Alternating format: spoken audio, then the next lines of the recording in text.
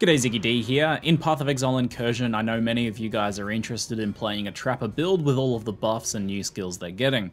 I also know that some of you may not have had much experience with this style of build.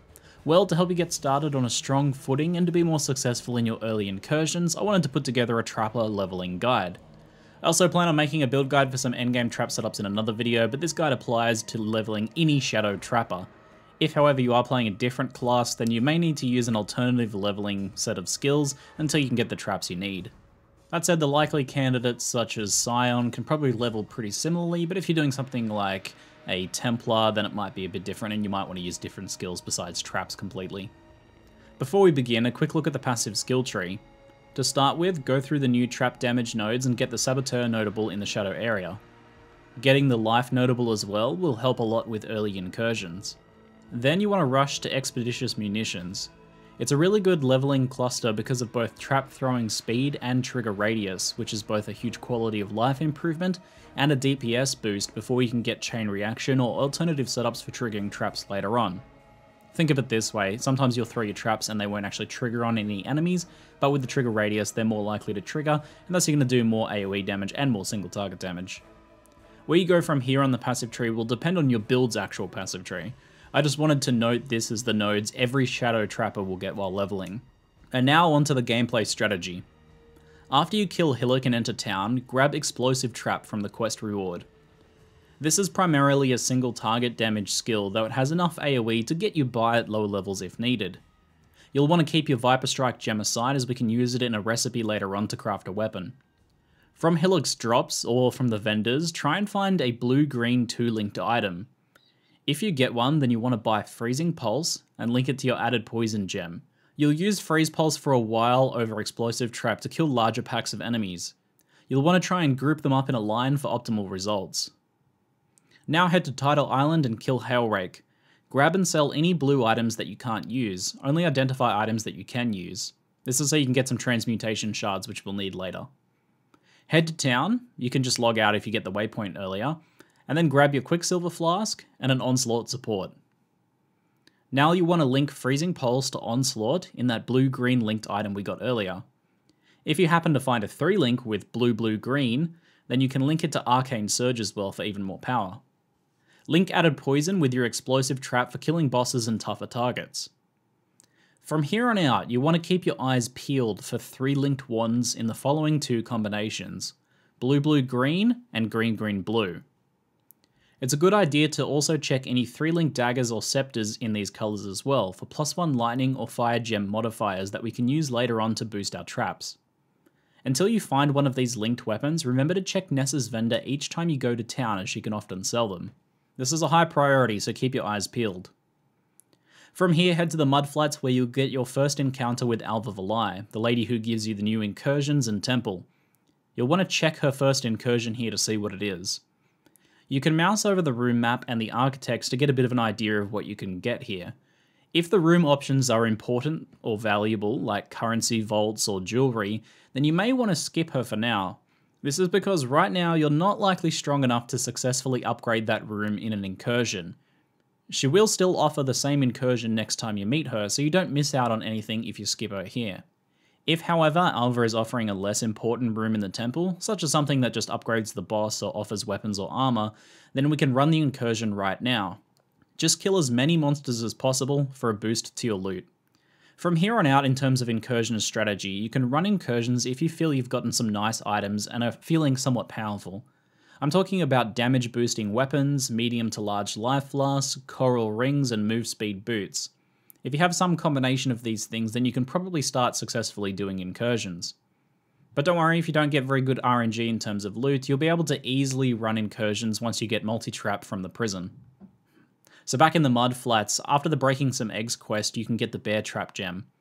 It's used to boost damage against bosses and will probably be used in pretty much every Trapper build, but it's not a priority for now, so you can leave getting this until later when you head back to town at some other point if you want. When you get to the prison, take the waypoint to town and grab Multi-Trap from Nessa. You'll want to link Multi-Trap to your Explosive Trap. If you have a 3-link, grab an added lightning or link added poison to boost its damage further. Just use whichever you have the right socket colours for. At this point you can stop using Freezing Pulse and use Multi-Trap Explosive Trap for everything. It's good AoE clear with Multi-Trap, better than Freezing Pulse, and it still works great on bosses as well, especially if the boss is against a wall. This is because the traps will stack up if you throw against a wall while the boss is also there. When you kill Brutus, portal back to town and grab Flame Dash from the quest reward. You'll want to purchase Arcane Surge if you haven't already, and then link it to your Flame Dash if you can. Obviously just a 2-link with 2 blue sockets is easy enough. Then you can take the waypoint to Prisoner's Gate and continue on. When you get to the Cavern of Wrath, you can grab either Fire Trap or Lightning Trap to switch to as your main skill. Both of these are very good leveling skills. Your choice will depend on either your personal preference or what 3-link color wand you have at this point. Hopefully you have one by now if you've been keeping your eyes open. Lightning Trap is a bit easier to get up and running because you'll want blue-blue-green sockets on a wand for this, and this occurs naturally more frequently on wands, being intelligence weapons. Fire Trap, however, wants green-green-blue and is a bit less common but not too difficult to get. If you pick Lightning Trap, then you can craft a +1 Lightning Gem wand. The vendor recipe for this is on screen. If you pick Fire Trap, then instead craft a +1 Fire Gem wand. Lightning Trap will be linked to Multi-Trap and Added Lightning. Both Lightning Trap and the Added Lightning support get the +1 effect from the +1 Lightning Gems wand, which is very powerful overall for damage. Fire Trap gets linked to Multi-Trap and Combustion, which you can purchase from the vendor at this point. This is also a very strong leveling setup. If you have some spare sockets, link Explosive Trap to whatever damage gems you can. It's very good for boss killing and single target damage. You can use Added Cold, Added Lightning, or the Poison Gem.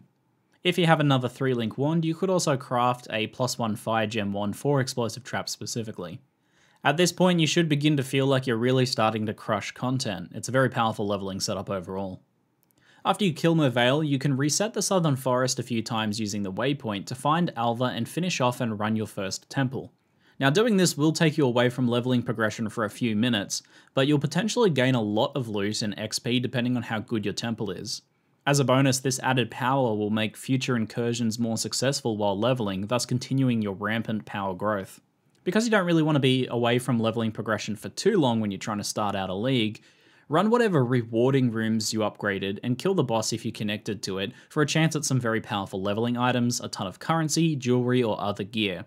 You'll want to prioritize rooms that give you items directly, such as the vaults and the jewelry rooms. Don't be concerned if you don't get a boss in your first temple, it's likely you weren't able to connect up and open all of the doors, and that's okay. For the most part, you're just hoping to get 1 to 2 decent loot rooms from the temple, then you can simply leave, and the next time you encounter Alva Valai, she'll give you a new incursion and you'll start a new temple. And from here on out, you'll be a lot stronger, so you'll do much better next time. Back to the leveling strategy. In Act 2, from Sharp and Cruel, which is the Weaver quest, you can get the Trap and Mind Damage support, which you can link to Explosive Trap. Later on, you'll also have the option of getting Controlled Destruction from the vendor here for when you move to a 4-link setup. From Intruders in Black, which is the Chamber of Sins quest, you can get a Herald of Ash if you're using Explosive and Fire Trap, it works really well with both of these, or you can get Herald of Ice or Thunder if using Lightning Trap, both work fine. If you're feeling pretty comfortable with your mana and have a good mana flask, you can actually use 2 Heralds or Arctic Armor and a Herald for added survivability. Progress forwards through to about midway in Act 3, and the Kill GRAVICIUS quest now grants the new Mega Traps Seismic Trap, Lightning Spire Trap, and Flamethrower Trap. All of these are pretty good. I think Lightning Spire and Flamethrower Trap are a bit stronger. Just pick whichever you might want to use in your build, or whichever you think will be more fun for leveling. You don't want to link these to Cluster or Multi-Trap. You just want to use them as single throw traps and link them to damage supports.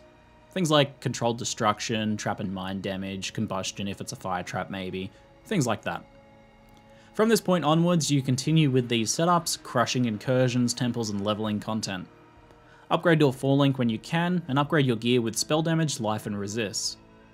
What you do from here on out in terms of your build and what traps you transition to or continue using will depend on what your endgame build is going to be.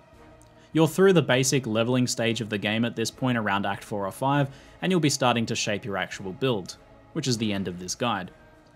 And speaking of builds, I am currently doing my best to try and complete a build guide for several different League Starter Trapper builds. I'll try and get that up for you guys around launch as well.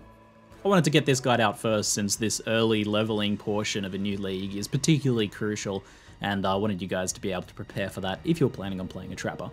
I hope you guys find this guide helpful. Let me know if you have any questions in the comments below. Also, be sure to drop by my Twitch stream at launch to catch some Trapper leveling and Incursion action. That's probably your best chance to pick my brains on how we can best approach both builds and Incursion strategy. I look forward to seeing you guys there. I'm ZiggyD, and thanks for watching.